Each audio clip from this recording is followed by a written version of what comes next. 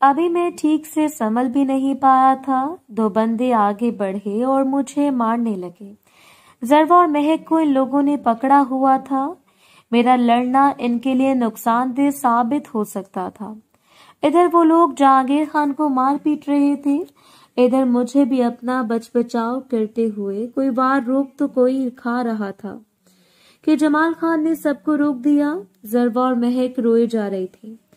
मुझे गुस्सा तो बहुत आ रहा था, मगर अभी बाजी इन लोगों के हाथ में थी। मेरी गन भी इन लोगों ने छीन ली थी। अब मेरे पास तो एक खंजर था जो छुपा हुआ था। मैं वैसे जाकर महक और जरवा के पास खड़ा हो गया। जहां बंदूक के बट मारे गए थे वहां मुझे शदीद दर्द महसूस हो रहा था। अब जमाल खान पहले जहांगीर खान के पास गया और इसके बालों से पकड़कर उठाते हुए बोला, तुमने मेरा बहुत नुकसान किया, आज तुमसे सारा वसूल करूंगा। जहांगीर खान अपना बचाव न कर सका, इसकी वजह से वो काफी जख्मी हो गया।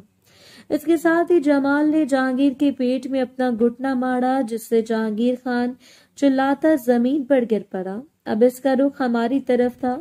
मुझे इस लम्हे का इंतजार था। वो चलता हुआ हमारी तरफ आया और जरवा की थोड़ी सी पकड़कर बोला, तुमको तो मैं अपनी रखेल बनाकर रखूंगा। पिछली मर्तबा तुमने सबके सामने मुझे थप्पड़ मारा था ना, अब तुम्हारी यही सजा होगी। पहले मैं, फिर मेरे लोग तुमको नोच नोच कर बदसूरत बना देंगे। फिर महक के पास आकर खड़ा हुआ, बोला, एक के साथ दूसरी फ्री मिल गई है। मैं महक के बराबर में खड़ा था। तब तक मैंने सारा जायजा ले लिया। जमाल खान के आते ही इसके लोग पीछे हट गए थे। जमाल खान ये बोलकर जैसे ही जहांगीर खान की तरफ मुंह करके अभी कुछ बोलने ही वाला था कि मैंने इसको गर्दन से पकड़कर अपना खंजर निकाल कर इसके गले पर रख दिया तो इसके लोग आगे को बढ़ने लगे।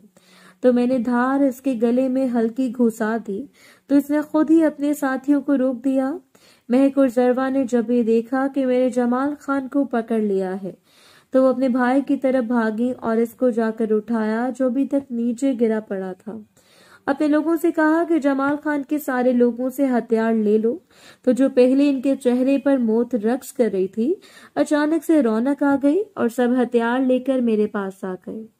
तब तक जरवा और महक भी जहांगीर खान को ले आई। अब मैं जमाल खान से बोला, बच्चे दर्जन बंदे लेकर अपने आप को 30 मार खान समझता है, अब तेरी बाजी को मैं क्या बनाऊं। जमाल खान जो पहले शेर बन रहा था अब इसका चेहरा देखने के लायक था। जमाल खान के बंदे सारे सामने जमा थे तो मैंने अपने साथियों से कहा, इन सबको भून दो। इनके चेहरे पीले पड़ गए। जरवा और महक को कहा, जहांगीर को बाहर ले जाओ। तब तक मेरे दोनों बंदों ने गन तान ली थी। मैंने सबसे कहा, कर लो यार जिस जिसको करना है, बाकी तुम्हारे मालिक तो हमारे कुत्ते ही नोच खाएंगे। तो वो सब रहम की भीख मांगने लग पड़े। मैं ये बोलता वहां से जमाल खान को घसीटता हुआ निकला कि एक भी जिंदा नहीं बचना चाहिए, और जमाल खान को लेकर बाहर निकल आया जहां जरवा और महक मेरा इंतजार कर रही थी। मेरे बंदों ने जमाल खान के बंदों को भून दिया। इनके चीखने की आवाजें बुलंद हुई तो जमाल खान रोने लग पड़ा। तो जरवा खान आगे बढ़ी और इससे पहले दाएं फिर बाएं गाल पर जोर से तमाचा मारकर बोली, बच्चे अब क्यों रोता है, बताना मुझे अपनी रखील। वो तो हाथ बांधकर माफी मांगने लगा। तो जरवा ने 2 थप्पड़ और इसके मुंह पर मार दिए। इतने में हमारे बंदे भी अपना और मेरा असलहा लेकर आए। जहांगीर खान को सहारा देकर हम वहां से सीधा अपनी गाड़ी तक आए। जहांगीर खान जरवा और महक के साथ, जबकि जमाल खान को मैंने अपने साथ बैठा लिया। वहां से निकलकर वापस गांव के रास्ते पर गाड़ी दौड़ा दी। 5 घंटे के सफर के बाद हम हवेली पहुंच गए। अब जमाल खान का क्या करना था ये तो सरदार ही बताएंगे। मैंने जहांगीर खान को गोद में उठाकर इसके कमरे तक पहुंचा दिया। जरवा ने डॉक्टर को कॉल कर दी जो आधे घंटे में पहुंच गया और पट्टियां करके दवाई देकर आराम का कहकर चला गया। मैं तब तक वहीं बैठा था। जहांगीर खान की हालत देखकर यास्मीन भी डर गई थी, जिसको जरवा ने तसल्ली दी। अब मुझे भी जिस्म में दर्द हो रही थी। जरवा तो मुझ पर वारी जा रही थी, मगर महक का भी अंदाज कुछ कम नहीं था। बार बार मुझे देखकर मुस्कुरा रही थी। یہ وہی لڑکی تھی جس نے پہلی بار مجھے دیکھ کر کہا تھا پتہ نہیں کیا دیکھ کر رکھا ہے اس کو۔ آج میں اس کی آنکھوں میں پیار دیکھ رہا تھا۔ جمال خان کو باہر ہی ایک کمرے میں بند کر کے 2 لوگ کھڑے کر دیے گئے۔ جمال خان کا کیا کرنا ہے یہ تو بڑے سردار ہی آ کر بتائیں گے۔ جب ہم لوگ گھر آئے تو وہ لوگ کہیں گئے ہوئے تھے، مگر اس کو کال پہ سب بتا دیا تھا۔ اس کے حکم سے مجھے روکا ہوا تھا، پر آج اگر وقت پر میرا دماغ کام نہ کرتا تو پتہ نہیں کیا ہو جاتا۔ شاید میں بھی زندہ نہ بچتا، اور دوسرا میری قسمت نے ساتھ دیا، ان لوگوں کو خنجر نہیں ملا۔ میں وہاں سے نکل کر باہر آ رہا تھا کہ نور سامنے آ گئی، جس کو دیکھ کر سارا درد چلا گیا۔ میں اس کو مسکراتا ہوا دیکھ کر وہاں سے نکلا، تازہ ہوا لے رہا تھا کہ پیچھے سے کسی نے میرے کندھے پر ہاتھ رکھا۔ پلٹ کر دیکھا تو بڑے سردار کھڑے تھے، مجھے لے کر جہانگیر خان کے کمرے میں آ گئے، جہاں ضربا یاسمین بیٹھی باتیں کر رہی تھی۔ سردار کو دیکھ کر اٹھ کھڑی ہوئی تو بیٹی کے سر پر ہاتھ رکھ کر بولی، تم تو ٹھیک ہو؟ تو میری طرف دیکھ کر بولی، جن کے پاس ایسا گارڈ ہو ان کو کیا ہونا ہے؟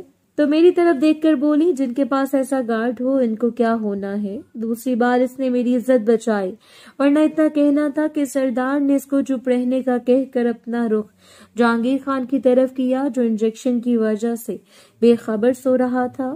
میں ایک سائڈ پر گردن جھکائے کھڑا ہو گیا اور دل میں سوچ رہا تھا، پتہ نہیں مجھے ساتھ کیوں لایا گیا ہے۔ سردار وہاں سے آگ بگولا ہو کر نکلا۔ جب بیٹے کو دیکھا مجھے دیکھ کر بولا، آؤ میرے ساتھ۔ تو میں بھی اس کے ساتھ ساتھ چلتا ہوا اس روم تک آیا جس میں جمال خان کو بند کیا ہوا تھا۔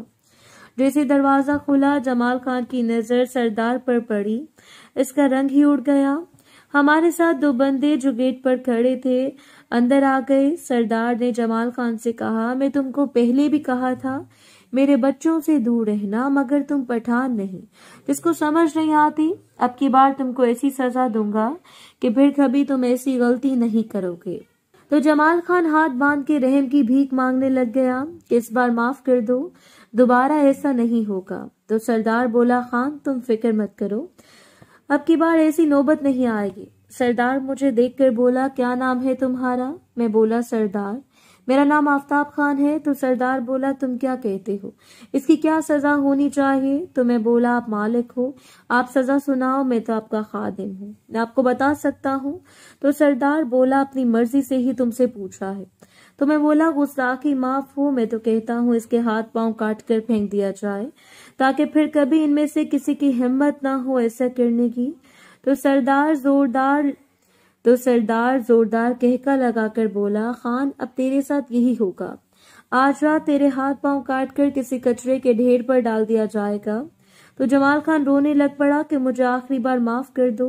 تو سردار نے اس کے سینے پر زوردار لات مار دی۔ جیسے ہی جمال خان کو لات لگی وہ دور جا کر گرا۔ سردار بولا، تو میری عزت پر ہاتھ ڈالے اور میں تجھے کیسے معاف کر دوں؟ جمال خان وہیں گرا، دونوں ہاتھ اپنے سینے پر رکھے درد سے تڑپتا رہا، اور سردار باہر نکل آیا اور باقی لوگ بھی باہر آ گئے۔ سردار مجھے لے کر واپس حویلی میں آیا اور سیدھا اپنے کمرے میں لے گیا۔ ایک طرف ہاتھ باندھے کھڑا ہو گیا۔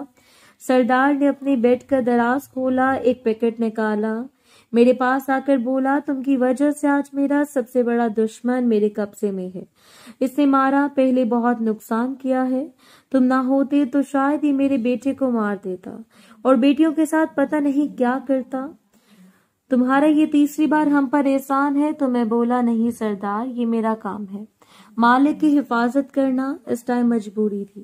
جمال خان کے ساتھ 20-25 آدمی تھے، اگر ہم جوش سے کام لیتے ہیں تو سب مارے جاتے، ورنہ چھوٹے سردار کو ہاتھ بھی نہیں لگانے دیتا۔ تو سردار بولا، اچھا ہوا دماغ سے کام لیا، اور یہ رکھ لو، اب تم یہاں کے سب سے خاص بندے ہو اور سب کے انچارج بھی، اس کے علاوہ تم جو مانگو گے ملے گا، اب تم جاؤ، جا کر آرام کرو۔ تو میں وہاں سے نکل کر ایک بار جہانگیر خان کے کمرے میں گیا جہاں ضربا ابھی تک بیٹھی تھی۔ جہانگیر خان کو دیکھا تو اس کا چہرہ سوجا ہوا تھا، سر پر تو پٹی بندھی تھی اور وہ ابھی بھی بے ہوش تھا۔ کچھ دیر تک اس کے پاس رہا، سرداروں میں ایک یہی میرا دوست تھا۔ اب میں وہیں بیٹھا ہوا تھا کہ یاسمین نے میرے کندھے پر ہاتھ رکھا تو میں کھڑا ہو گیا۔ बोली, तुम्हारी वजह से आज जहांगीर खान यहाँ है। मुझे ज़रवा ने सब बता दिया है और तुम्हारा ये एहसान हम चुका नहीं सकते। तो मैं बोला, ऐसा मत बोलो, मेरा काम था ये सरदार की जान की हिफाजत करना। तो ज़रवा बोली, 2 और गार्ड भी थे वहां, मगर तुमने अपनी जान की परवाह न की और जमाल को यहाँ तक लेकर आए। तो मैं बोला, आप तो ऐसे ही मेरी तारीफें कर रही हैं, इतना बड़ा काम नहीं किया मैंने। यास्मीन बोली, बस बस, बड़ा ही काम है, महक और ज़रवा की इज्जत और जहांगीर की जान बचाना।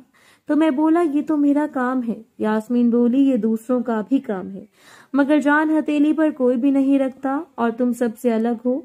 तो मैं बोला, सरदार ने जी जहांगीर खान मेरा दोस्त है। बोली, पता है इसलिए तुम यहाँ हो, वरना आज तक किसी की हिम्मत नहीं हुई हवेली के अंदर कदम रखने की। ये भी आप लोगों का एहसान है। आप मुझे इजाजत दे, मैं जा रहा हूँ। मोहतरम नाज़रीन और सामीन, इस कहानी का बाकी हिस्सा अगली आने वाली वीडियोस में पेश किया जाएगा। अगर आपको वीडियो अच्छी लगी तो वीडियो को लाइक और हमारे चैनल को सब्सक्राइब जरूर करें। शुक्रिया।